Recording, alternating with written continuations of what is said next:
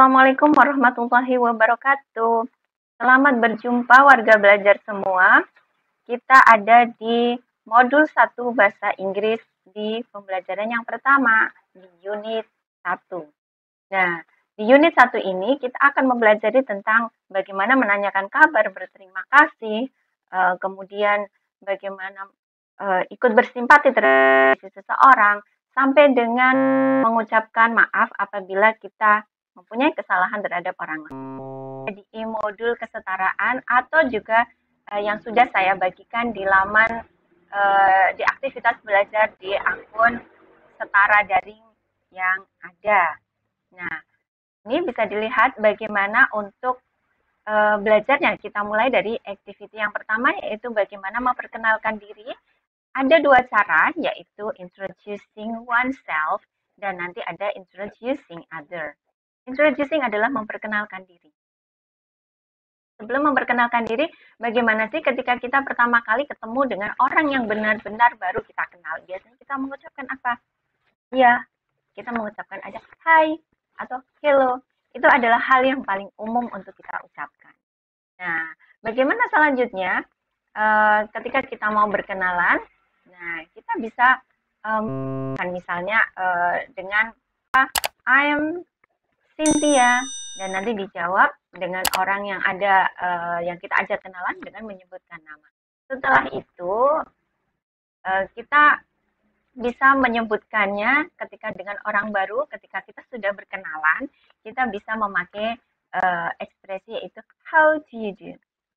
Ketika sudah saling berkenalan, kita misalnya salaman berjabat tangan, kita bisa bilang how do you do, dan dibalas juga dengan how do you do. Artinya itu adalah kayak hai juga atau perkenalan yang pertama. Apa kabar? Oh iya saya baik. Atau hai juga dijawab dengan hai. Jadi how do you do dibalas juga dengan how do you. Selain itu kita juga bisa menggunakan kata atau ungkapan nice to meet you. Dan akan dibalas juga dengan nice to meet you too. Wah, senangnya bertemu denganmu. Dan dibalas senang juga bertemu denganmu. Atau kita juga bisa menggunakan ungkapan glad to meet you. Wah, senang, gembira saya ketemu dengan Anda. Dan dijawab juga dengan glad to meet you too. Itu khusus untuk kita bertemu dengan orang-orang baru. Jadi how do you do itu biasanya tidak diucapkan untuk hi itu untuk orang yang sudah dikenal, tapi biasanya untuk orang yang pertama kali kita kenal. Bisa ya dipelajari di sini ya. Bisa dibaca-baca lagi dan juga bisa mencari sumber belajar yang lain misalnya dari buku ataupun misalnya link artikel-artikel yang ada di internet. Karena sudah banyak sekali. Jangan lupa juga untuk selalu mencoba latihan-latihan yang ada di modul 1 ini.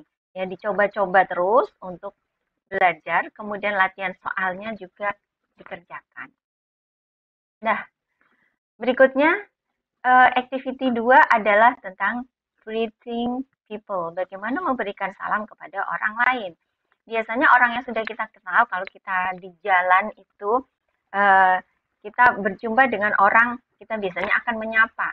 Nah, untuk menyapa seseorang, biasanya juga kita sesuaikan dengan waktunya. Misalnya pagi hari, kita akan menyapa dengan good morning. Kemudian siang hari, kita juga menyapa good afternoon. Kemudian ada good evening dan good night. Nah, catatan di sini, untuk penggunaan good evening sama good night itu ada perbedaan. Good evening ini bisa kita pakai ketika sudah waktunya petang ataupun malam. Jadi, good evening itu tidak hanya sore hari. Ketika kita misalnya datang ke suatu tempat jam 9 malam, kita juga bisa mengucapkan dengan good evening. Justru jangan mengucapkan dengan good night. Diingat-ingat bahwa penggunaan good night itu sama artinya dengan selamat tidur. Makanya di sini gambarnya adalah untuk mengantarkan anak.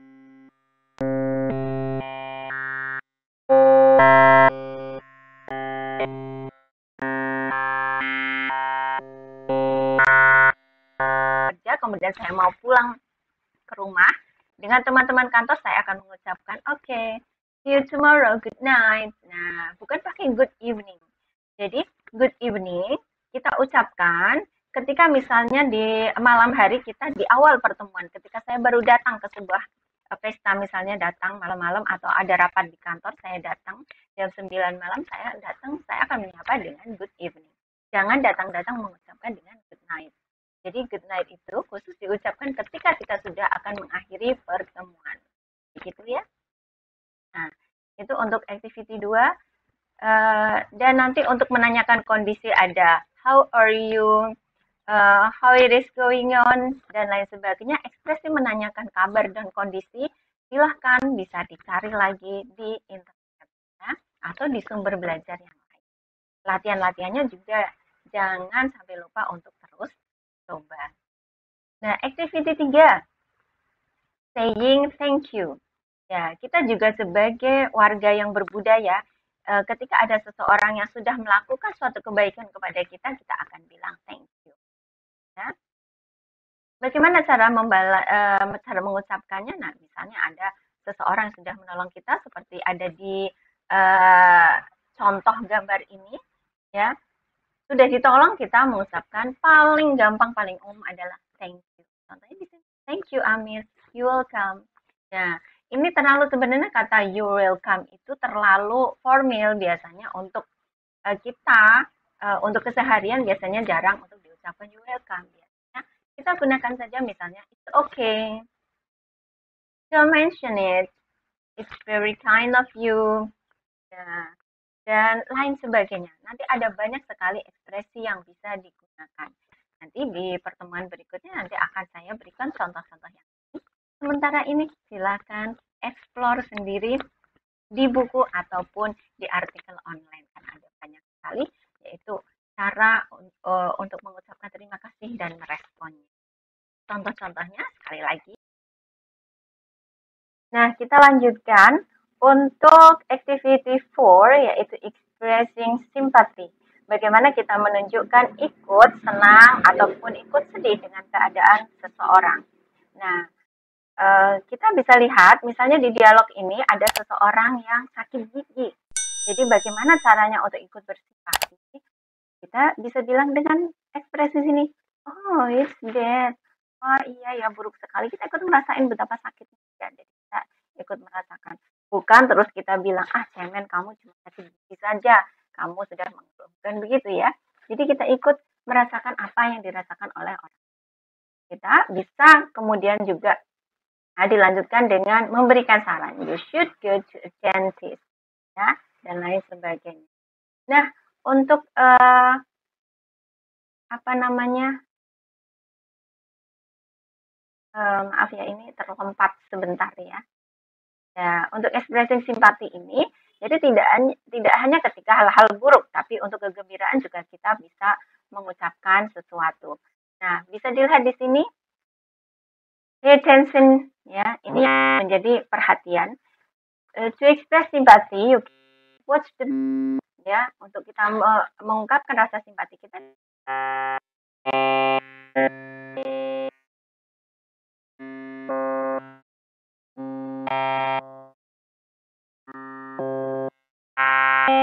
Apakah kamu baik-baik saja? Seperti itu. When someone is in bad condition, you can say, ketika kamu tahu ada seseorang dalam kondisi yang buruk, dia sedang sedih, kehilangan sesuatu, kamu bisa bilang, sorry to hear that. Get well soon. Karena dia sedang sakit, get well soon. Semoga cepat sembuh. Kemudian, take a rest. Istirahatlah. Itu menunjukkan bahwa kita peduli dengan orang lain. Kemudian, bagaimana cara menjawabnya? Thank you for your attention. Atau jawab sesuai kondisi. I'm okay. Thank you very much. It's very kind of. Dan lain sebagainya. Kemudian, when someone is in a good condition, you can say, ketika seseorang itu dapat kegembiraan, kita juga bisa ikut bersimpati, yaitu dengan glad to hear that. Wah, senang banget ikut mendengarnya. It's nice. It's good. Congratulations. Selamat ya. Dan bagaimana dijawab? Thanks. Ya. It's okay, don't mention it. It's very kind of you. Dan masih banyak. Jangan lupa untuk vocab-vocabnya di sini sudah disediakan. Ada apa? Ini silahkan dipraktekkan, kemudian diucapkan. Kalau perlu direkam untuk kemudian dilihat kembali apakah pengucapannya sudah benar atau belum. Jadi kalau berbahasa Inggris itu memang harus selalu diucapkan. Karena bahasa Inggris tidak bisa dibaca dalam hati. Kita harus terus mencoba untuk pronounce agar bahasa Inggris kita terlatih untuk meskipun tidak sama dengan native speaker atau orang yang berbicara bahasa Inggris asli, tapi setidaknya pronunciation kita adalah. Kemudian kita akan lanjutkan lagi di activity 5, yaitu saying goodbye. Setelah kita ngobrol-ngobrol, berkenalan dengan orang lain, bagaimana cara untuk say? Paling gampang adalah dengan cara goodbye. Tapi kita juga harus sopan santun. Ketika kita sedang berbicara, jangan tiba-tiba memotong dengan goodbye. Kita bisa memberikan beberapa alasan. Oh, I'm sorry, I have to go now. Maaf ya, tapi aku harus pergi sekarang.